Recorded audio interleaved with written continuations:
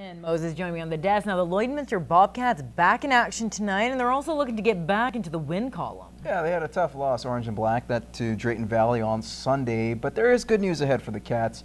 They take on the struggling Sherwood Park Crusaders. Matt Schumont has more on tonight's game.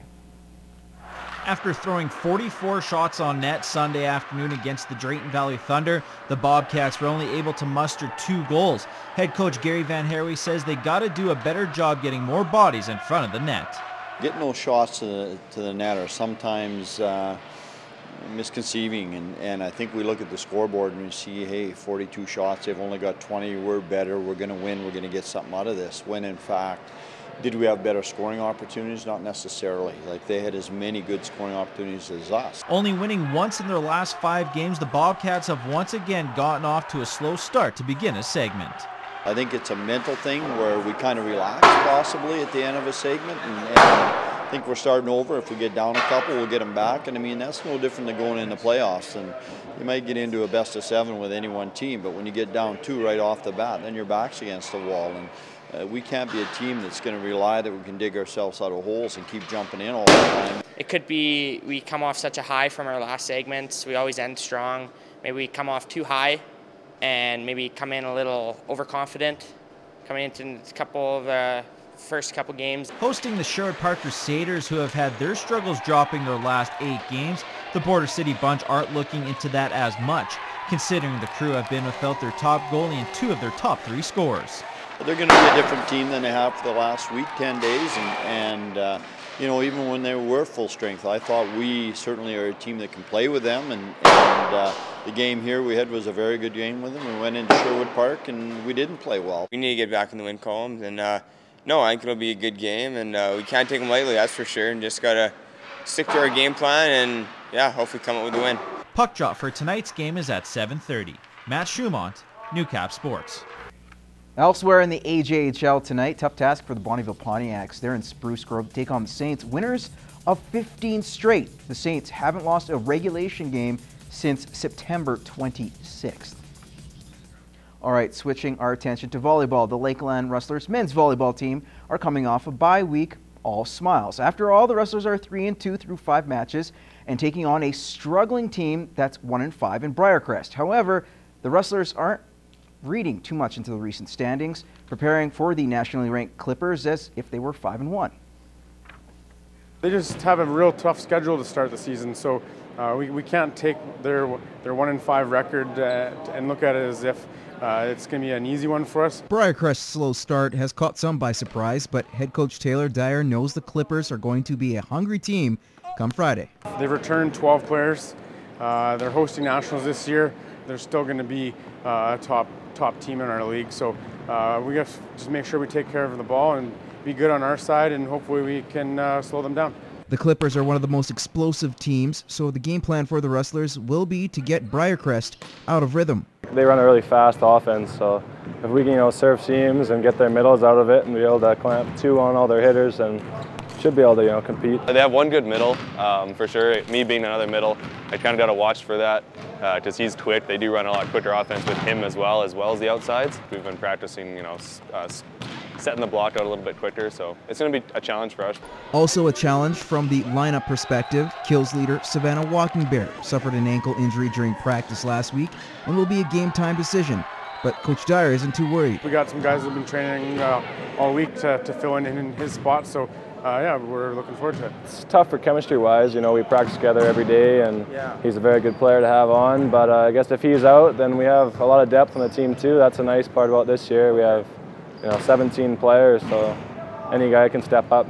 The Rustlers aren't shy about their aspirations of a sweep this weekend, but still try to keep things in perspective. They're always a pretty big deal. If we can get at least 1 win, that's our goal, I think, is to split with them. We still have 5 games left here for this semester, but it'd be nice to get at least 1 win, if not 2 off them. It's a big weekend for us. It's nice to be able to have 2 games at home. Briarcrest has been a tough opponent the last 5 years here, so yeah, it's going to be a good challenge for us. So we're going to have to come ready to play and hopefully we can get a couple wins. The men take on Briarcrest Friday night at 8 o'clock and Saturday afternoon at 3. That should be a good contest. That's your first look at sports. Gerard is up next with weather. The Baker Hughes Bobcats continue to play some of their best hockey of the season. Winners of 6 straight, the team received a boost over the weekend as one of their top players returned to the lineup. Matt Schumont has more. The Baker Hughes Bobcats received a welcome boost to their lineup on Saturday as Andrew Kep returned after missing 2 months with a foot injury. It was good to get back with the boys, you know, being here for a couple months, not being able to play and just watching stats. But being on the ice was a good feeling, to be back home too, so it was awesome.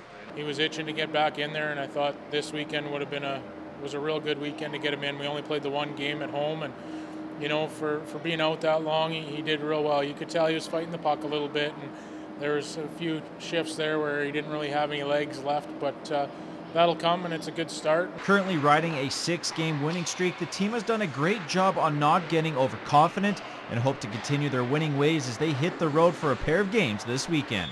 We got quite a few road games coming up, so it'll be a good challenge for the guys just to see how we do on the road.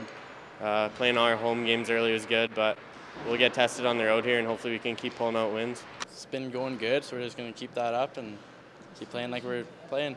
The Bobcats will be taking on a pair of Calgary teams, the Royals and Buffaloes. Not worrying on what their opponents might bring, the team is working on what they can do to get better.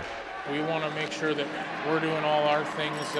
Good forward check, we're sound in our zone. I want to shore up the neutral zone just a little bit and hopefully create a little more offense off of the transition. So we want to make teams try and play with us, not us trying to, you know, if certain teams do certain things, we don't really care necessarily. We want to make sure that we're doing our things and try and make our other teams play to us.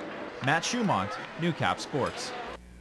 All right, thanks a lot, Matt. Now moving on to the Cold Lake Ice. They're heating up, sitting atop of the Northeast Junior B standings. The Ice have won 11 of their first 12 contests and look to continue that trend when they face the Lloydminster Bandits. Fraser Snowden reports. The Cold Lake Ice are entering this week as one of the hottest teams in the Alberta Junior B. Coach Neil Langridge says although the streak does feel good, you can't let it go to your head. You know what, it's good to be confident, but it's not good to be overconfident. So that's something I've really preached to the team has really preached to the boys, and we'll work on it in the near future here. Langridge says he wasn't sure what to expect this year after losing key leaders on the roster. We were really waiting to see who was going to step up and be the next leaders of the Cold Lake Ice, and I think that being 12 games in, that we're really starting to see those guys, and they're really starting to excel at their role. The Ice are getting things done on both sides of the rink, sporting the best goals per game in the league with 7, followed up with the 3rd best goal against. They haven't lost in regulation through 12 games, however their only blemish was in overtime, losing to the Lloydminster Bandits, who they faced this Friday. We got something to do Friday, so since what they came to our barn and did to us, we got some payback, and I know it just gives me excitement knowing that they're the ones to beat us, and really if they didn't, we'd be undefeated right now, so it's definitely a good rivalry coming up on Friday, and I'm excited. They're pretty skilled players. A couple played in the Junior A League, a couple AAA, so they know how to play hockey and put the puck in the net, so that's what we got to watch out for.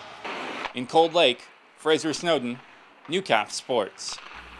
That's all the time we have in sports. We'll have more Newcap news and weather after the break.